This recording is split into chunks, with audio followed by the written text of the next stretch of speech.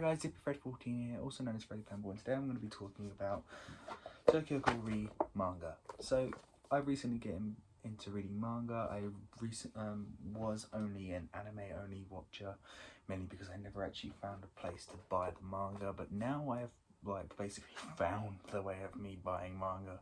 So I've bought them, I'm starting to buy manga, and of course the first one I buy is Tokyo Ghoul. I have 1 to 4 at the moment. I'm only going to be talking about the first volume and comparing it to the anime, of course, because the anime was depicted off of this, and well, as they said. But yeah, so I'm comparing the manga to the anime. I'm only going to go up to chapter 5 to start off with, mainly because chapter 5 is when we get the hardcore parts of like where it's quite different plot wise to the anime and that. So starting off chapter 1, which is quite a short, which is quite obvious. It's introducing the main characters and that. It finishes, I'll try and find where it finishes now. Here, yeah. So what happens in chapter 1 is similar to the anime, but just a bit flipped around. Is of course chapter 1 we're introduced to the new characters, not like new, or some new characters, some characters from the old seasons. So we've obviously got Haise, who is Kaneki, just not knowing his memories, or not remembering the past 20 years of his life where he was Kaneki. We have the main characters that we remember are obviously at the start. We have Arima and Kaneki with the Haise personality. We have, let me just find one of the new additions, Toru Matsuki, which is very, very important character to the plot, very important all the way through the anime, through Tokyo Ghoul. A lot of character development all the way through. Starts off as a very, what we can see here is a very insecure and not really not very confident investigator. I believe third or second class. Don't remember awfully too well.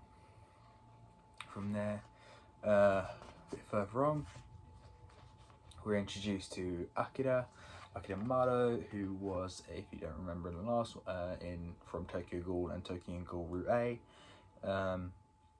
she is the daughter of Special Investigator Mato. I can never remember his first name, and also the love interest, or the love interest of what's his name, Amon. So yeah, she's now introduced. She is now, I believe, an associate special investigator, or senior investigator. No, senior investigator during this the chapter 1 of the game of the manga. And if you didn't, if you haven't read it, she is in charge of this new squad that Kaneki, or Haise, is involved in, is the mentor for.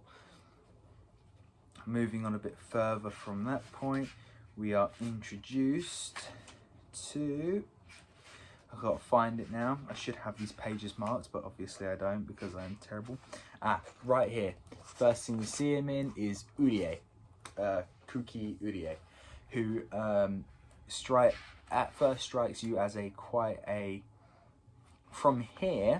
from this scene, as quite a upfront, quiet guy, not really quite out there. He's quite secluded in that, but later on you see it look quite early on. You see where that is not the case, and he's kind of quite different.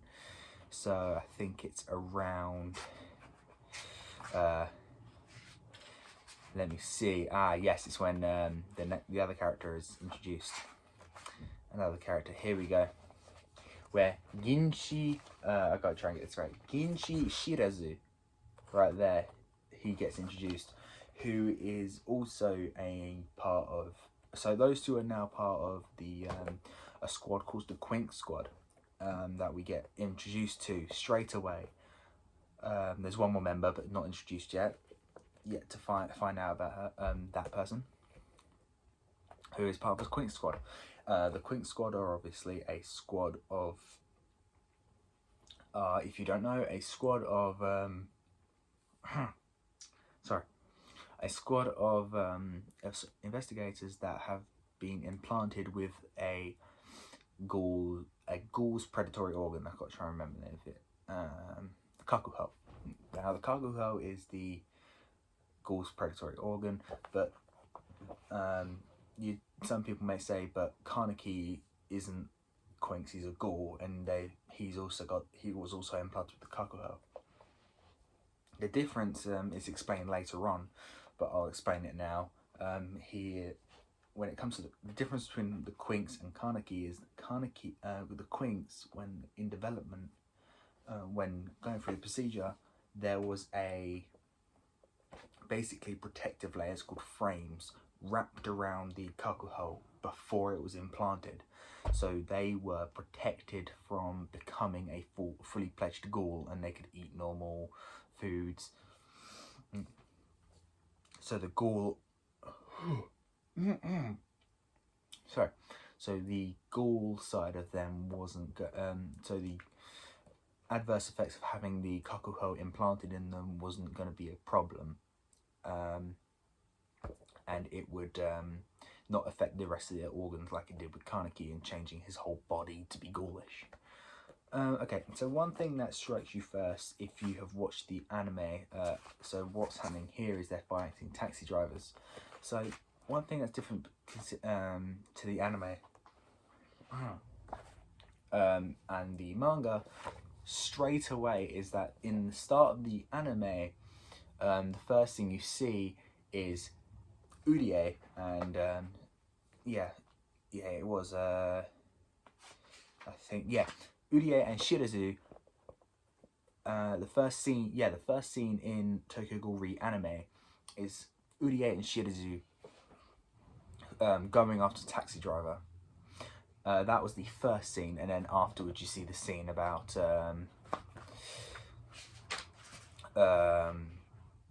Heise and Akira in the meeting. Ooh. Sorry about that. Okay, so yeah, that's the difference there. Another thing is that there's a conversation between Heise and Shimaguchi squad, who are the squad of leading case of a man called Torso, who's been terrorizing the place up. Of the Torso case, and before it's given to him, he begs for the cases because his squad are getting in danger by trying to take them on, even though they're not in the case. So there is also a problem there. So, moving on to chapter 2, we start to get a bit of explanation of what RC cells are, or red charred cells. We're getting that coming through. We get the this is a nice thing that popped up in the manga that didn't pop up in the anime that I enjoy, is it tells you the overall RC counts of the Quinks characters. Now, just for a bit of context, the RC cell count is basically how many of those cells are in someone can help you determine if they're a ghoul or if they're human. I think it's between 200 and 500 is for a human average, and anything over 500, anything over the average 500 means that they are a ghoul or considered a ghoul. So we get the overall of where it says something. Yeah, here it is. So Shirazu has a so Shirazu, the guy, the last guy we introduced, he only has an RC count of 900. He has an RC count of 920, which is quite high for So he is basically got double the average amount of human RC cells in his body, or double or triple around that point. And Mutsuki, so the timid one that we see, quite not very confident, has 655, which is not much difference between her or him. Sorry, plot point. Here, them and normal humans RC count, which you instantly see there seems to be a connection there. There we go.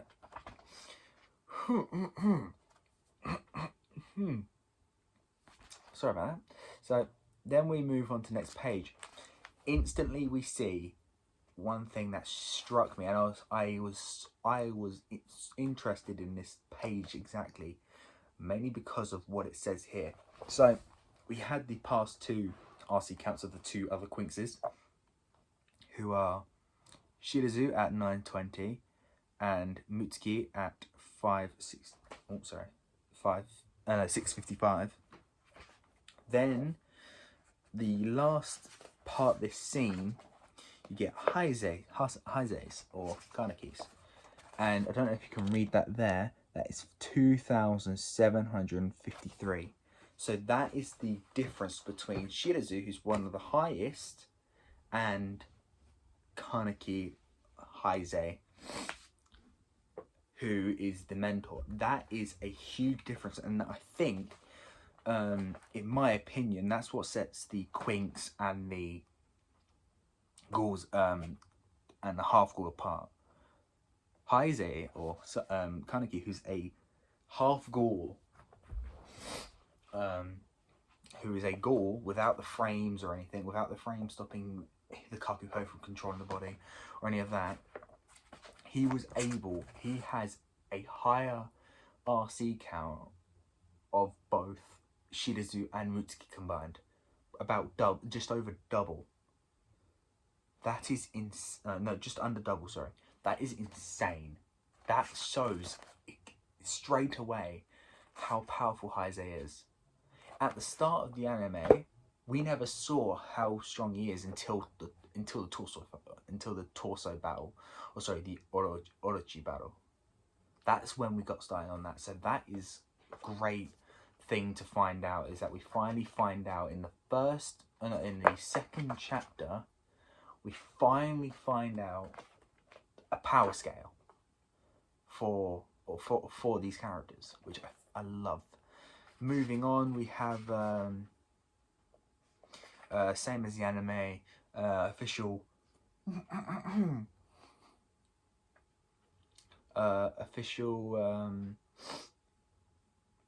part of the anime where we are definitely in the same time, in the same order as the anime, where after the taxi driver was killed, the torso case is split between Shimaguchi and Mado Squad. Moving on, same here, Urie and Shirazu nearly get into a fight and then get stopped by the this person who is Chihori, basically the photograph girl who is way too short for her age. Sorry for all the short people out there. Don't worry, I have mad respect for you. Who has the exact same as the anime, wants a personal item for information, a personal item of Heise Sasuke for information, which we do find out, which we do later on find out is true. Same thing as the anime with Heise and Mutsuki. Heise and Toru. I'm going to start calling her Toru because Mutsuki is so annoying to say. So Toru going down to see the priest, or Donato Porpora, who is an SS rated Ghoul. Now, when it's shown later on, but when there's a part in this, it's way later on, it's about here. Yeah, exactly here, actually, funnily enough. where Heise loses control and he starts to remember his part, remember like a fragment of his past, where he starts to remember Nishio, the ginger one with the glasses, if you don't remember. He starts to remember Nishio, and he basically the only thing of his past that he remembers is the voice of Ken Kaneki, Centipede Kaneki. So the one who's so the Kaneki who's just killed Jason, or is being tortured by, just killed Jason, or Yamori if you don't know. So he's just, so Kaneki, when he's going berserk because he's just remembered a bit of his past, he's lost control of his Kagane, he is counted as an SS rated Ghoul. Sorry, I don't know what happens. It's yawn when I talk, it's annoying. Yeah, so when Kaneki loses control of his Kagane, he's gone berserk, he is counted as an SS rated Ghoul. And that's when that's when the whole of the rest of the squad find out that he is a Ghoul. And for first time readers of Re, we find out that he's actually a Ghoul. I think we're going to do only one more chapter of this. No, two more chapters, sorry. So, moving on, we find a bit more about Torso. We find out that he's a taxi driver. He's only going after women, and he's only going after women who have just come out of hospital. Hate it. I don't know why. It's every time I talk for a long time. And then we get this part. Toro gets into a cab with like literally out of last second, jumps into a cab with to encounter Torso, Toru. And then this is the part where we get up to. This is the part I'm going to stop. It's end of chapter 4. This is the part. So right here, we have him saying, Torso saying, "Which are you?" And he's referring to the gender of Toru. Now, in the anime, we don't figure this out yet. We have not figured this out yet. We think, is Toru a Ghoul or a human? Then we actually figure out that he's wondering about the gender of Toru, which in the anime we don't figure out. Until a bit later on. But in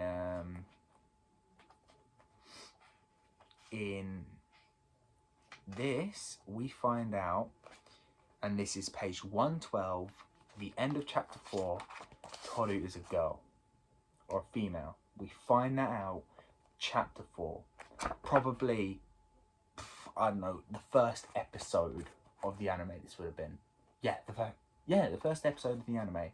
This is, we find out that Toru is female. That's a huge. Now, I see this as a huge plot point, and a plot difference between the books and the anime. Because when it came to the anime, we only found out Toru was female. Well, we only started to think if Toru was female when it came to the auction raid, where she's calming down Urie, who's just had a frame upgrade and is not able to control the power coming through. So he's gone berserk, and she's calmed him down, and he has just found out. He goes, so I think he says, "Mutsuki, you're," and then it cuts. And then that's where we think, we're starting to think, okay, it's not that, it's that she's a female. So, which is, nah. Anyway, that's going to conclude the video today, guys. Thank you guys so much for watching. I'll go through next, so that was chapters 1 to 4 of Tokyo Ghoul Read. Next week we'll be doing, next video we'll be doing the next 4 chapters. Might go to the second book, I'm not too sure yet. I will have to get that out. Thank you guys so much for watching. Like, subscribe, leave a comment down below, and don't forget to leave a comment on anything else you might want me to watch, play, give me my impressions on, or anything of the such. Thank you, and I'll see you guys later.